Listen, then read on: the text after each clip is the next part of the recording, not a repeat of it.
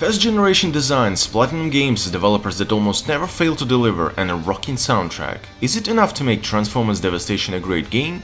This and more in this episode of Transformers. Devastation chose the perfect tone and style and organically fits the universe a lot of us remember from childhood. Its first-generation Transformers, the ones from the original cartoons and the feature film, its most actors reprising their roles as the characters we love, and it's a soundtrack that mixes the 80s rock with hard guitar and electronic-driven music reminiscent of MGR Revengeance. It's silly awesomeness of the 80s that is sometimes missing from today's games. Awesomeness that you feel not just in style and design but in gameplay itself as well. PlatinumGames are masters of making players giggle like kids during their games, and they don't fail us again. The game mixes all the best mechanics of their previous games. Slow motion if you dodge at the last moment, parrying attacks, even the slow-mo dive shooting that feels a bit like Vanquish. And on top of these there are new great features. Several playable characters, each with unique mechanics, transformation that works not just with riding around but with the combat as well, and huge open levels to explore.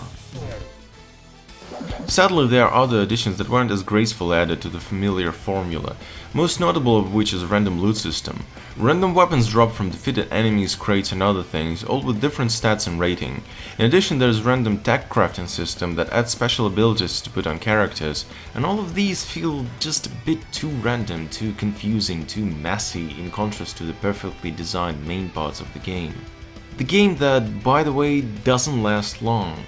On the medium difficulty, one character playthrough will take you about 5 hours.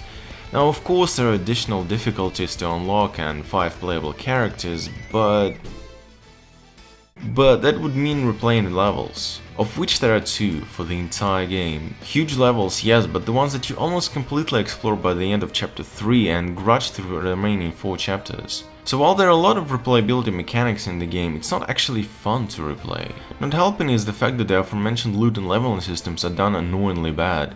Inventory has limited space, junk weapons drop all the time, synthesis of weapons takes a surprising amount of waiting. And to level up the character you need to hold one button and listen to this.